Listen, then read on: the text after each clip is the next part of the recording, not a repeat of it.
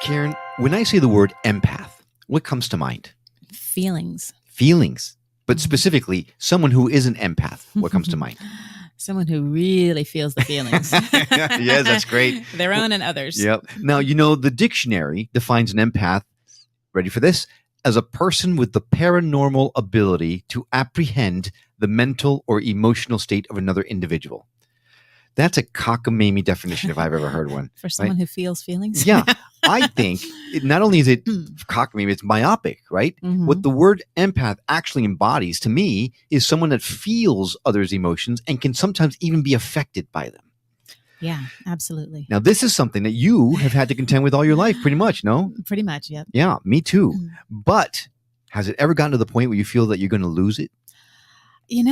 I don't know about losing it, but it's gotten, I've woken up some days just on the verge of tears all day long for, Yeah, where some people sometimes have a really difficult time being an empath and not being able to get a grip. Luckily, today's guest is going to teach us just how to get a grip and, in her words, move from hot mess and world-class awfulizer to thriving success, all while maintaining your empathic abilities. All right. I'm ready to not be a hot mess anymore. So this is the interview for me. All right. Well, here we go. My name is Will. And I'm Karen. And unlike Mulder and Scully, we both want to believe. So we've embarked on a journey of discovery. We've talked to people deeply entrenched in the spiritual and metaphysical world. We've thrown ourselves into weird and wonderful experiences. I even joined a coven of witches. And wait, you joined a coven? Yep, all in the interest of finding something. Anything. That will prove that there's something beyond this physical, three-dimensional world we all live in. This is the Skeptic Metaphysicians.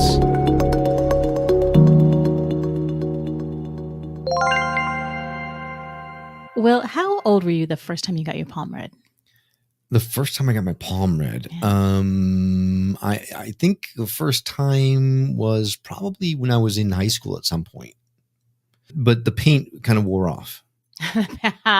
You are so funny. Oh my gosh. How about the last time? I don't remember the last time I got my palm read. Must have been a very long time ago. I know. I don't remember either. I mean, I know I've had it read before, I think. And then I've gotten some of those magazines or books where you try to read your own palm. And I was never very good at it. Palm reading. But it's something that everyone knows about, but not really many people have gotten done, right? Well, we did that one episode with the hand analyst. The hand analyst. But that seems different. It does, I guess. That was more scientific, right? It was a lot more scientific. But couldn't it be somewhat similar in a way that palm readers tell you your future based on the lines are on your hand, and the hand analysts also tell you what your future is supposed to be or what your life's purpose is supposed to be based on your lines in your hand? Oh, I thought that was her telling us who we were. But I guess that's your life purpose too, right? Yeah, your life's purpose is what she does, right? So though she uses it in a very scientific way, it doesn't mean that the people in a local carnival that take a look at your line to tell you how many kids you're going to have, well, that might be a little different because I don't think hand analysis can foretell your future that way. I don't think in terms of tell you how many kids you're going to have. Well, I don't know about that, but I do want to go get my palm read again. So, since we can't do that right now, why don't we just listen to the interview? Sounds like a plan. Welcome to the Skeptic Metaphysicians. I am Will. And I'm Karen. We are your hosts as always. And today we have Jennifer Elizabeth Moore with us. She's the author of Empathic Mastery, an intuitive mentor, and a master trainer for EFT International. She helps empaths, creatives, and light workers control the empathic overwhelm that keeps them stuck in life and business, and to harness their abilities to manifest their deepest heart's desire. Doesn't that sound just wonderful? It sounds fantastic. I cannot wait to speak with her. Jennifer, thanks so much for coming on the show. Oh, Will and Karen, thank you so much for having me. And I just have to say, you guys made me chuckle listening to you talk about the definition. I didn't realize that apprehended was the word that the dictionary uses. I would be more inclined to say if I was going to change one thing in that definition, it would be absorbs all the thoughts, feelings, energy, and sensations of the world around us, not apprehends them. Yeah, that was a big surprise for me when I researched it and said, no, this can't possibly. So I looked it up like 3-4 times and yep, sure enough, that's what it says. Well, So, and actually, it strikes me that this may really have to do with the origins of the word, because the origins of the word came from a science fiction story that was written back in the 1950s called The Empath. And it was basically about this special subgroup of human beings with extrasensory perception and abilities and paranormal abilities who were basically being used by the government to apprehend emotions and pick up on what was going on. And then the word sort of went from that science fiction thing, and I can never remember the name of the author. I'm so sorry, sir.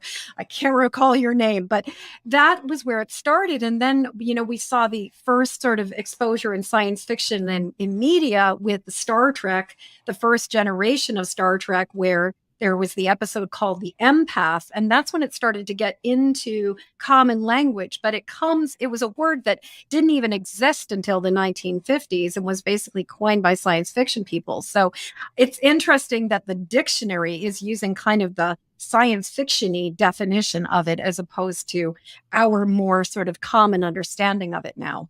seems to be kind of par for the course the way society is going these days, right? Everything is Oh my based on a gosh. science fiction book. Yeah. At least it feels like we're living through a science fiction book right now, myself. Yeah, doesn't it? Yeah. But we're excited to talk to you because I know Karen is really excited to talk to you because she has suffered a lot with empathic abilities. She is very much affected by the Yes. emotions of other people and sometimes has a hard time snapping out of it. I'm sorry I'm speaking for you, Karen, but That's okay. and I think she probably pretty much identifies with that term you mentioned, the former hot mess and world-class awfulizer. But I'm curious, what did that look like for you? So I'm imagining it looked very similar to Karen's experience with this. For me, as a child, I was super sensitive. I was constantly feeling a lot of intense feelings. I was in a state of anxiousness most of the time. And I had a capacity to sort of imagine worst case scenarios. And the thing was that I was very frequently feeling out of sorts, even if there was nothing going on in my life that correlated to that. And so, because, we're talking, I was being raised up, I was born in the early 60s. And so we're talking like being a kid in the 60s and 70s. This was a point where nobody was talking about this stuff.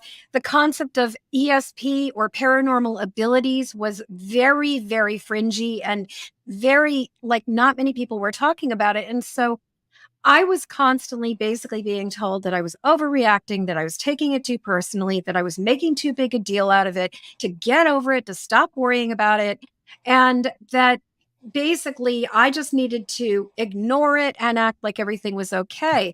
So I started to imagine by the time I was like 8, 9, 10 years old that there was something wrong with me and that I needed to fix myself. And so I spent the first, I don't know, sort of second and third decade of my life really struggling with what's wrong with me and and why am I this way? Why am I reacting to things so frequently? Why do I feel blue for no reason? Why do I feel terrified for no reason? Why am I experiencing these horrible nightmares? Why am I having these sort of visions of apocalyptic possibilities, like all of the discomfort? And I was just living in this state of thinking, what's wrong with me? And it wasn't until I was in my late 20s, early 30s, when I found this spectacular therapist that I started working with, who was very intuitive and who had done a lot of work on her own empathic and psychic abilities, who started to help me recognize that nearly all the time that I was feeling unexplainable distress, there was a correlation with either reconnecting to other people or being in an environment or a situation, or in some cases, picking up on something that was coming down the pike that was going to be happening.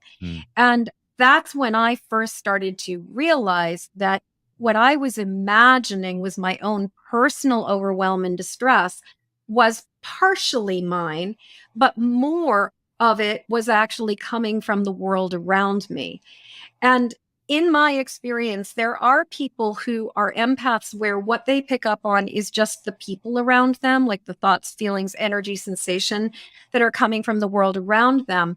But then there are those of us who are so sensitive that we are also picking up on the geopathic stress. We are picking up on the climate change emergency. We are picking up on the sort of social unrest that is going on. And a lot of times, not only are we picking up on what's going on in the current environment, but often if you cannot explain why you're feeling what you're feeling, it can also be sort of feeling like ripples coming from the future into the present where we pick this up. Now, I can't explain why or how we have this capacity for premonition, but what I can say is that I can say that multiple times in my life, like to the point where I can no longer count, there has been this sort of sense of the rumbling underneath my feet, sensing that something is coming. And then maybe anywhere between 10 days to 3 weeks later, sometimes a bit longer, all of a sudden this big event happens. And I'm like, oh, that's what I was picking up on. Now, as Yeah. I'm watching you speak, I'm watching Karen nod her head Yeah, very. I am too. So I'm pretty sure that she would love to have the name of your therapist. Yeah. Oh my god! So my eyes started to like tear up. I'm like, oh my Yeah. god, she's talking my life. Yeah. Yeah.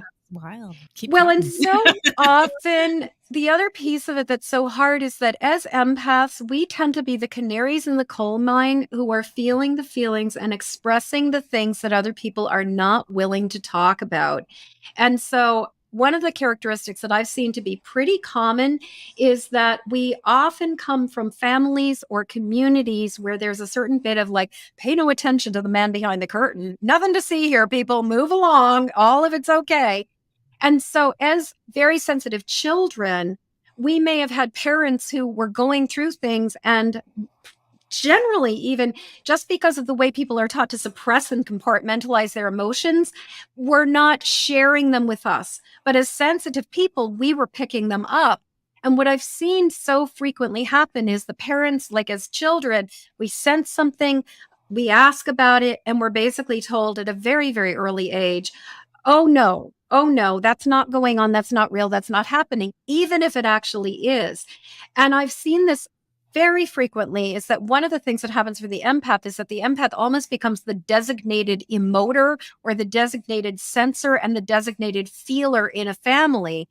And the stuff that other people don't want to deal with, whether it's their trauma, whether it's their their addiction, whether it's their sort of unreconciled stuff, that we feel it and they're just like, yeah, no, not going there, not dealing with it. I actually have a person that I've been working with for a number of years whose mother is sort of the classic denier.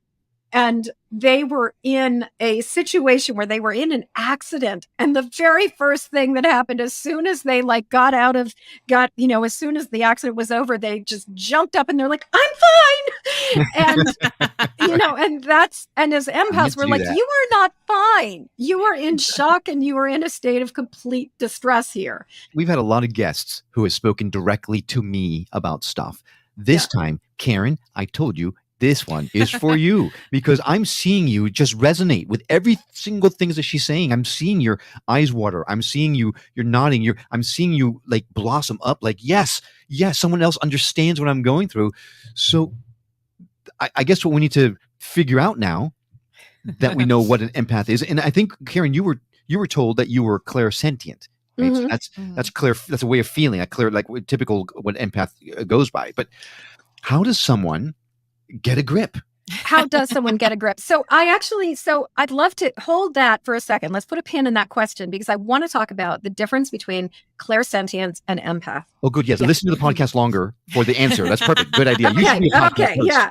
Okay. So what I want to talk about is the thing about, all of the clairs, you've got sort of the spectrum of psychic ability or paranormal ability.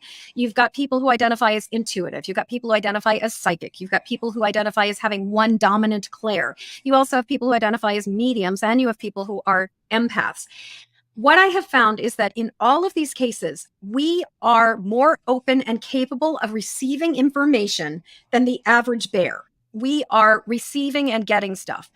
But what I have found, and this is what makes being an empath really challenging, is that where an intuitive, a psychic, a clairvoyant, clairsentient, clairaudient, Cognizant. claircognizant, clairgustance, clairalience, whatever, all of these Clairdanes. kinds. Yeah, clairdanes. There's one of those jokes here with you were threatening. Even like in people who are in mediumship, the thing is that in all of these cases, they can distinguish what is theirs and what is not theirs. They know they're picking up information, but they know that they're picking up information that is separate from them. There's discernment.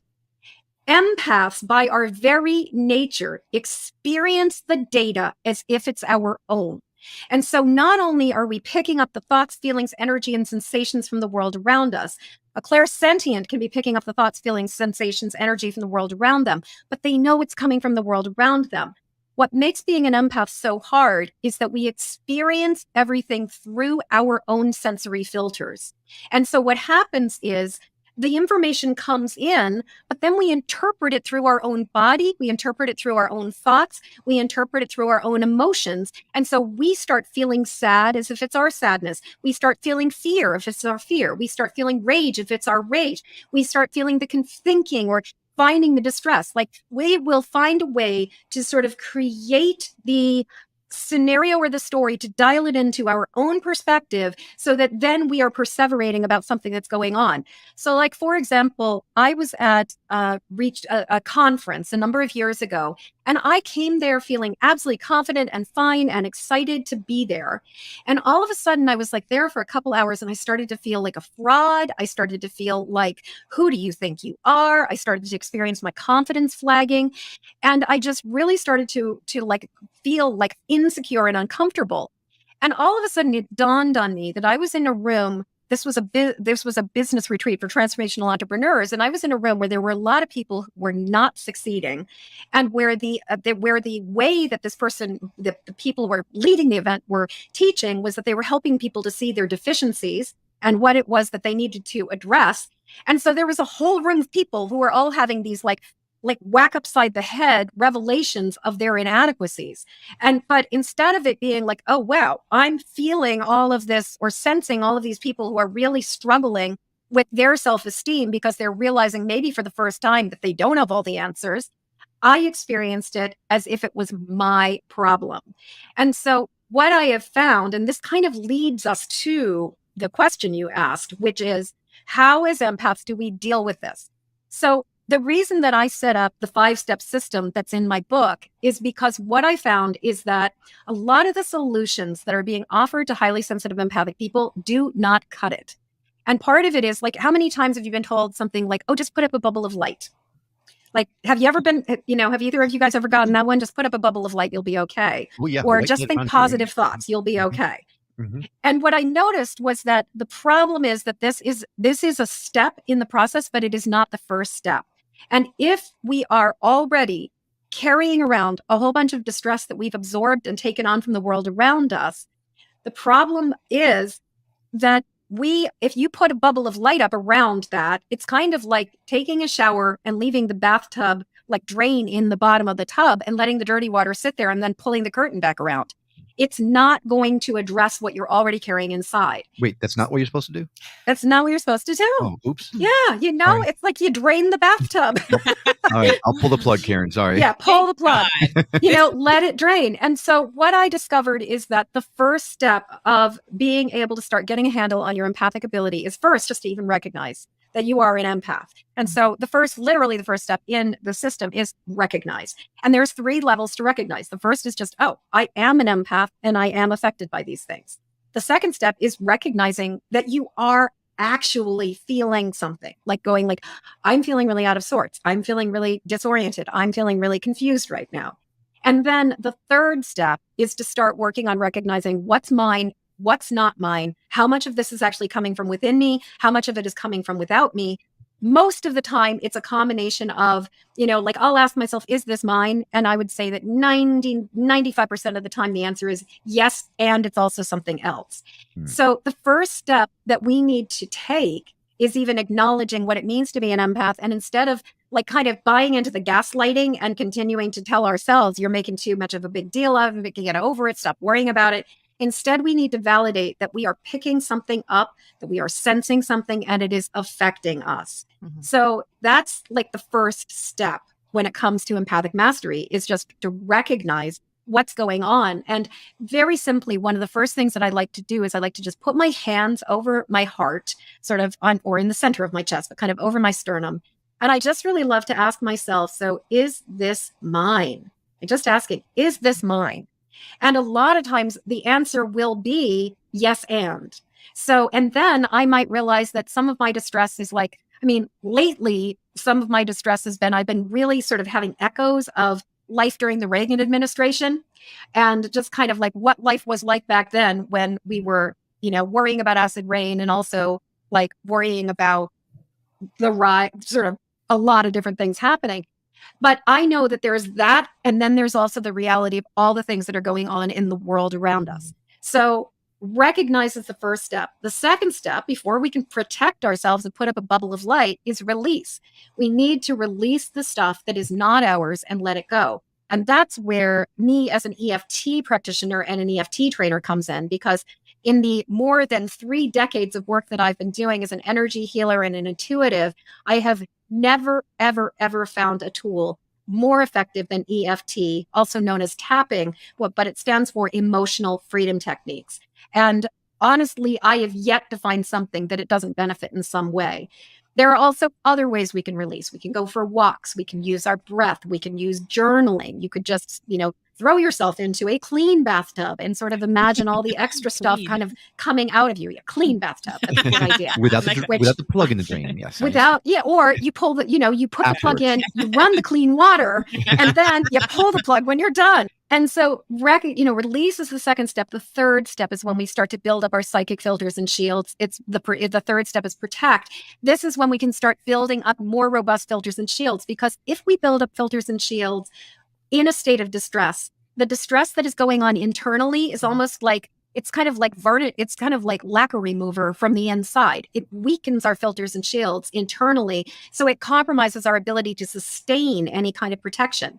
So we come to the third step of setting up our energetic filters and shields, but also logistically having boundaries, recognizing where are we saying yes when we should be saying no, where are we acquiescing, where are we going along, where are we withholding our truth, where are we overextending ourselves, where are we overdoing, overgiving, where are we people pleasing, because these are also traits that are very common for empaths, because we feel people's disapproval, we feel people's like disappointment, and we don't, and it's uncomfortable. And so we will often want to please people so that we don't have to feel the discomfort. And that's a whole other piece of it, because what I have found is that, some people would say that empaths are codependent because we are sort of enmeshed or invested in helping people or rescuing people. What I believe is that we feel better when other people feel better. So it is absolutely understandable that we're going to want to rush into rescue, and we're going to want to help people to feel better. So it's a selfish thing, then, is what you're saying. It is a selfish thing to do. Yeah, we have an agenda. It's very uncomfortable to be around people in distress. So, so then the fourth step after we learn to protect is connect. And I look at that as connecting to a power greater than ourselves, because I really have found that the universe abhors a vacuum. If you just clear things out, you get rid of the negativity and the toxicity, but you don't replace it with anything, then unfortunately, the negativity is going to come back.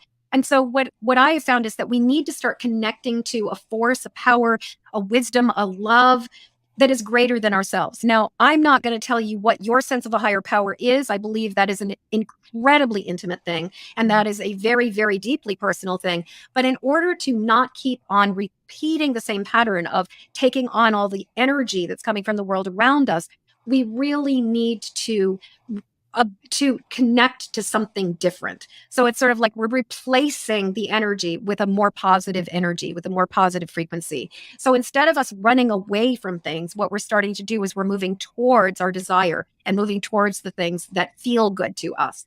And then the final step of empathic mastery, which comes after we've really kind of gotten ourselves stabilized and we're not wobbling all over the place, is ACT, which has to do with really looking at how are we living our life in a way that allows us to be of service in the world, but also really allows us to do the things that keep us healthy and thriving and living in a way that reinforces and supports us as opposed to keeps getting us into trouble.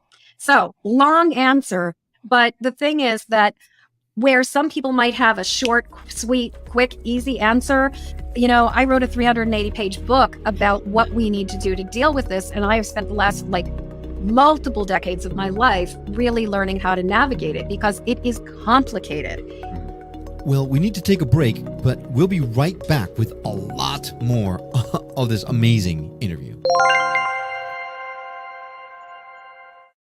Well, you asked for it, then you asked for it again, then you demanded it. Well, finally, we have heard you. The Skeptic Metaphysician merchandise store is now open with really fun show logo designs on things like shirts and mugs to notebooks, phone and laptop cases, and everything in between. You can now take your favorite Metaphysics 101 show with you everywhere you go. Just go to skepticmetaphysician.com/store and you'll find a ton of cool stuff you can select from. Stickers, buttons, even COVID masks, wall art, tote bags, tapestries, you name it, we probably have it. Help us spread the word about the show. Get your Skeptic Metaphysician merch right now. skepticmetaphysician.com/store.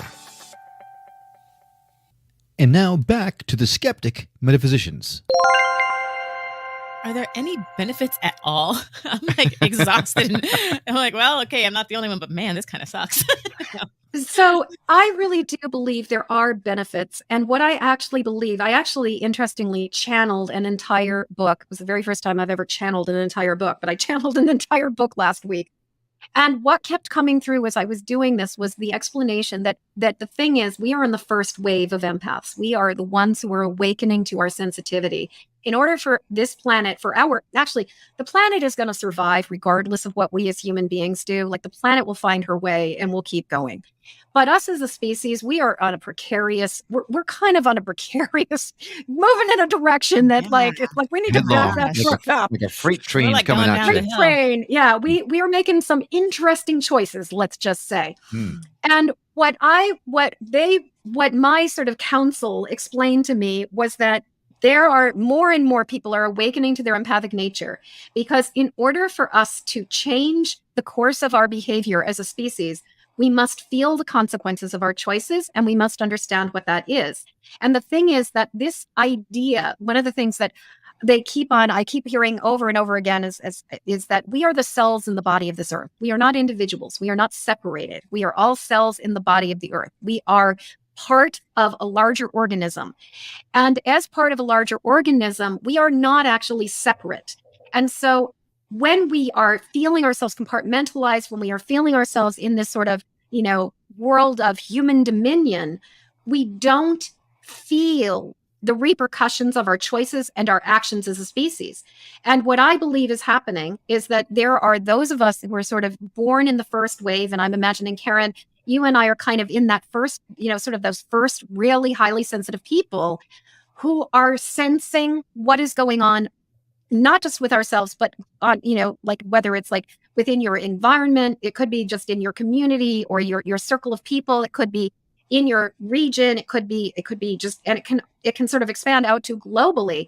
But I really believe that we are the ones who are feeling what is happening on the planet. And part of it is that our job is to actually feel it, but also to access love and to access hope and possibility. But in many ways, it's we are here to feel what everybody needs to be feeling in order for us to turn this around. And what I will say is that in my experience, the more comfortable I have gotten with feeling my own grief, my own anxious, my own fear, and my own disappointment and anger, and the more work I've done around sort of reconciling the past wounds, the more capable I am of holding space for the pain without finding myself being submerged in it. So, but it's a tall order because we are hitting crisis proportions as the species right now. And you and me, those of us who are feeling it, it is not easy by any means. And especially these last like 2.5 years with the pandemic, it has been brutal. And I will just say, Karen, if you're not talking to a lot of empaths, you are so not alone. Like, this is the experience that many of us are having right now. Yeah, and I was so excited because I finally, after however many years old I am, learned how to compartmentalize. Repress. I'm like, hey! I had to learn how to curate. Yeah. I learned how to curate with this. One of the gifts of the pandemic was being able to tap out and say, I've had it. I spent the first 6 months of the pandemic watching Good Witch and Grey's Anatomy. God only knows why Grey's Anatomy was safe, but there was something about the over-the-top dramatization of it. But also what I realized is that what I love about Grey's Anatomy is that it's like there's no suppression of emotion. It's all like big feelings all the time. And for empaths, when people own their feelings, we don't have to own them. So there was almost like a comfort of being able to see people processing their feelings on Grey's Anatomy without having to be the person to process the feelings for them. Right. And then Good Witch, which I don't know if you've ever watched it, it's a very adorable Hallmark series about this lovely healer named Cassie Nightingale who runs a metaphysical shop somewhere like, in this lovely little small town in Canada.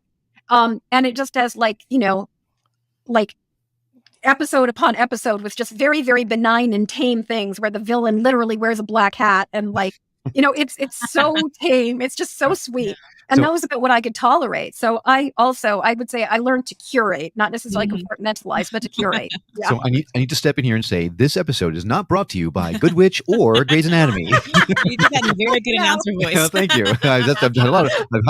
And as I would say, and I am not a doctor, nor do I play one on TV. I want to touch base a little bit on what you said, and you touched on this a little bit. But when someone, probably the best way to say this is, I've constantly told Karen that I think she's on this planet to share love, to spread love, right? Because she is an unbelievably loving human being who cares so deeply for people that she has so much love from that. But societal norms keep things like that at arm's length. But I encourage her to share that love. If enough of us were to go out there and really just screw the societal norms and just allow yourself to love others and express your love, would that tilt the scales a little bit? I really believe we are in the pivot right now, and that we are in, what I believe, and one of the things that I said in the book is that I think we're kind of, if you've ever heard of Ken Kesey, the 100th monkey theory, and the idea of basically the 100 monkey theory was a story where there was this island and these monkeys learned how to wash their potatoes. And so the scientists were watching this, and then like one tribe of monkeys or one group of monkeys would teach their young how to do this. And then eventually sort of these other monkeys started to pick it up from the other monkeys and they started teaching their young. So eventually the entire population of monkeys on this one island were washing their potatoes. And then all of a sudden, these other scientists who are sort of observing this or observing monkeys in another island separate from this started to notice this phenomenon where all of a sudden these other monkeys were washing the potatoes. And so the theory of the 100th monkey is that when we get to critical mass in terms of a consciousness or an awareness, there will be a quantum shift where suddenly the 100th monkey sort of flips the switch and everybody has this access to this thing. My theory is that, Karen and I are in the 87th monkey category. We are getting there, but as a species, we haven't quite hit critical mass. And our job is absolutely to be turning the switch and to be doing the things that not everybody is doing yet, which is expressing love. And I want to speak a little bit more about why do we have this ability. The thing about an empath is that we have both the ability to receive, but we also have the ability to broadcast and beam. And so when we are taking on the thoughts, feelings, energy, sensation of the world around us, and we're spinning out with the misery of it, it is very, very, very hard to do anything else. But as we learn how to release this and we learn how to find our center and sort of recalibrate within, what we can do is we can start to become beacons for love, for compassion, for hope, and for healing. And we can actually start broadcasting a signal instead of being part of the problem where we're just absorbing and then amplifying the distress. That's really interesting. And I'm just kind of thinking of all of my life experiences and how many people are probably in the same boat that I'm in, that are just kind of opening up or not even really realizing this now. And so many things are clicking. For example, like my parents split up when I was very young, but my father was very much, don't make a big deal, don't be so emotional, blah, blah, blah. But when anybody, including my father, have any sort of life issues, who's the one they talk to? Yeah. And who's the one that hangs up the phone crying? And so I was thinking about, while you were speaking and just how, it shouldn't only be the sadness that you hold. And I'm like, well, and this is not like, I'm not tooting my own horn, but I have been told hundreds of times that when I walk into a room, it lightens up, that I bring happiness and joy. And I think maybe I'm just getting those little bits in everybody and just reflecting that out, that it's not me, it's their own joy that they're seeing. Nope. Toot that horn, baby, because you have a light about you. You are an angel on this planet, and you're bringing that energy with you wherever you go. I can absolutely see it. And this is my first meeting with you, Karen, but I can feel your glorious heart, and I can completely see your beautiful light. That have confirmed it. 6 people maybe have confirmed it now. A lot of people have confirmed it. So eventually you're going to decide to believe what we're all telling you. Eventually. Well, and you say something that I think is so incredibly important, because so often we really do have to fake it till we make it and act as if. We have to take the words of the people we love at face, the people that we love and trust, not the ones who are gaslighting us, but the ones who we really do love and trust at face value, and go, if they believe in me, maybe they can see something that I am too distressed to see right now, but maybe I can go with that. And just really living with knowing that we are enough, that we are a beacon for love, that we do have a mission, that we are here. And actually, recently I've been starting to do what I'm calling the Fairy Godmother Apprenticeship Program with a number of people who I've been working with and mentoring, and where it's all about not just fixing the problems and focusing on the problems, but taking it to the next level, which is, how do we share joy in a world that is so externally focused on issues and problems? And I think that's another part of it, is like, while I am not a fan of spiritual bypassing or light washing or ignoring the major social issues that are going on in our planet right now, I do think that we have a tendency as a species to perseverate on all the wrong things and not give ourselves permission to feel pleasure, to play, to have fun, to go for delight. And if anything, like Karen, your job and my job is to radiate love and to share joy, to share pleasure, to share fun, and to help people flip the switch so that they're not just sinking in despair. Because, I've been really getting the sense of, like, at the same time that we have people who are in just absolute abject terror and agony, we also have a mother who has just been handed her brand new baby, who is falling in love for the first time. We have people who are having their first, like, they have fallen in love and they're getting it on for the first time, and that ecstatic reunion of, like, I just found my boo. I just connected. We have people who are performers, who are musicians, who are out in the world in stadiums, experiencing the ecstasy of an entire stadium of thousands and thousands and thousands of people grooving with their music and feeling it. We have people who are dancing.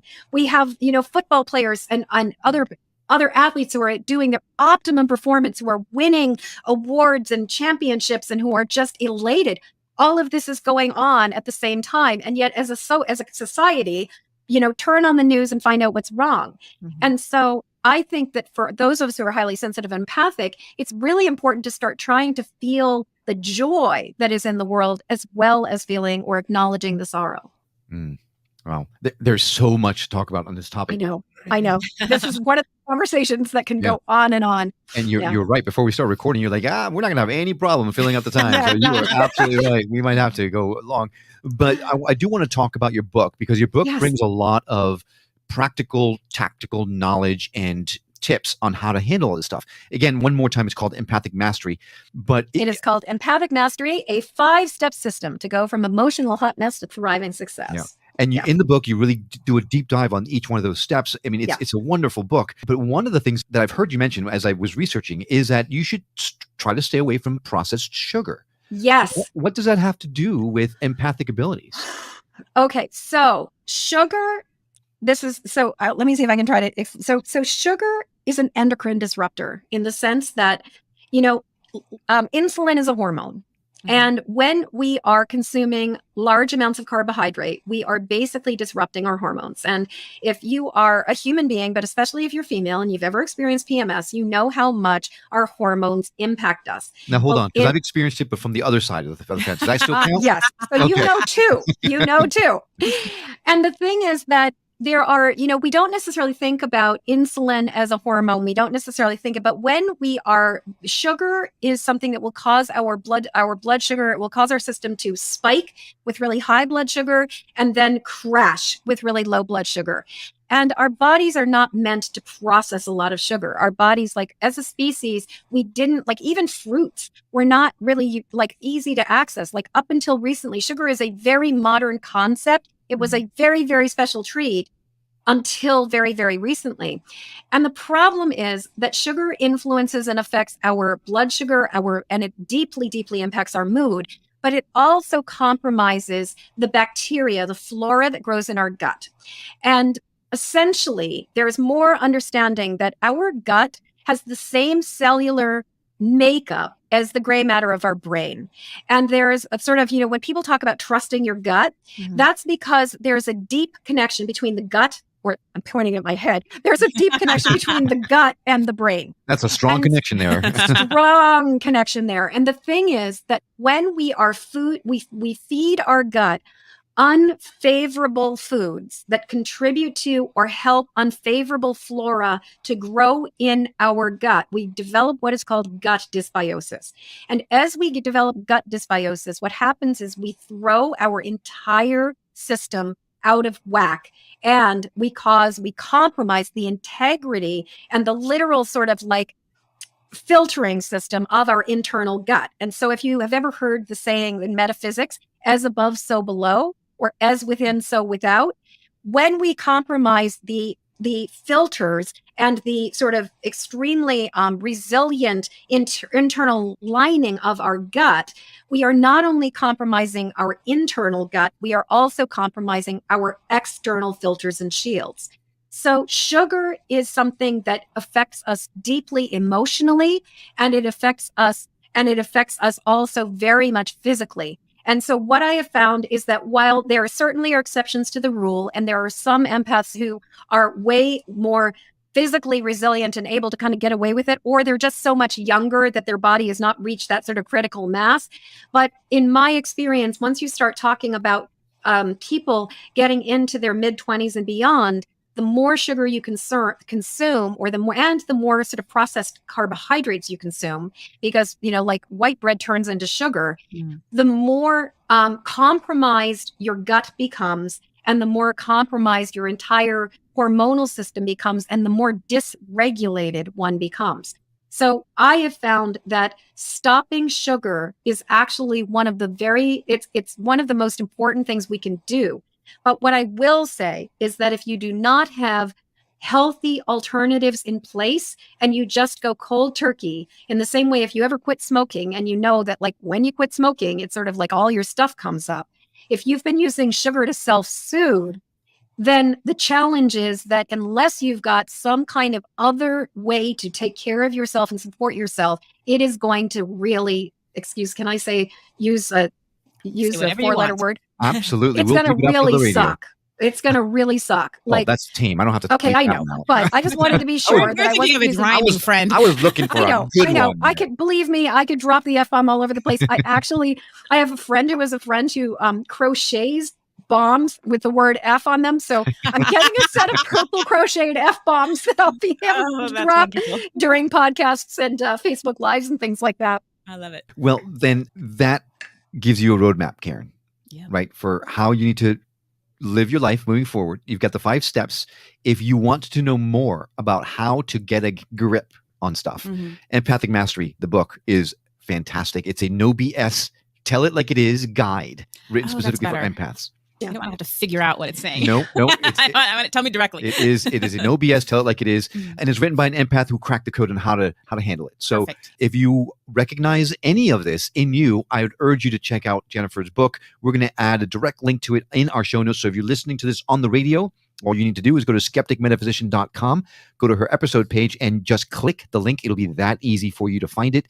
If you're listening to it on your phone right now, hit the little eye on the corner that gives you the show notes, and you will find the link there. You don't even need to leave your couch. So, Jennifer, you have given us so much to think about. I know Karen, her life has now been changed. So thank you so much for taking the time to share your expertise with us, because it's something that we've been wanting to tackle for a long time, and something that I think will help Karen and a lot of folks who are listening right now. You're not crazy. You're not. You're not crazy. You are, I think if I can just say, I'd love to say two things. One is that in addition to the book, I also have a free Facebook group where I offer a lot of support. I teach master classes, and you can learn more about that by going over with the show notes and everything, because I would really, my mission is to help other highly sensitive empathic people to understand what they are, why they feel the way they feel, and to really turn it around. And I just want to say, Karen, my heart, I really can identify and relate with what you're going through, and that it does get better. I promise it can get better. You are not crazy. You are not making stuff up. You are here for a reason.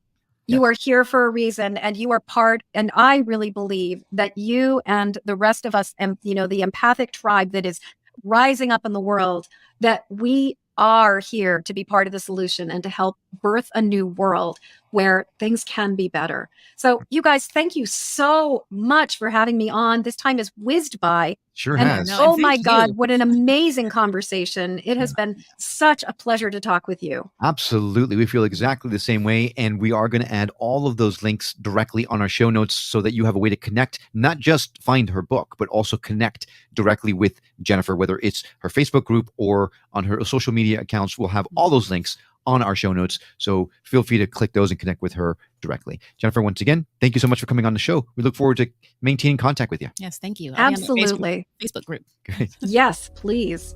Yeah. And thank you for coming along on this journey of discovery. We'd love to continue our conversation with you on our website or on Facebook and Instagram under @SkepticMetaphysician or skepticmetaphysician.com. And if you're listening to this on the radio and you missed something, not to worry. All of our episodes, including this one, can be found at skepticmetaphysician.com, where you can also watch the videos or even send us email or voicemails directly from the site. We absolutely adore feedback. We really love to hear from you. We'd appreciate hearing from you now. Well, we hope you enjoyed this episode as much as we have. We'll see you on the next episode of The Skeptic Metaphysicians. Until then, take care.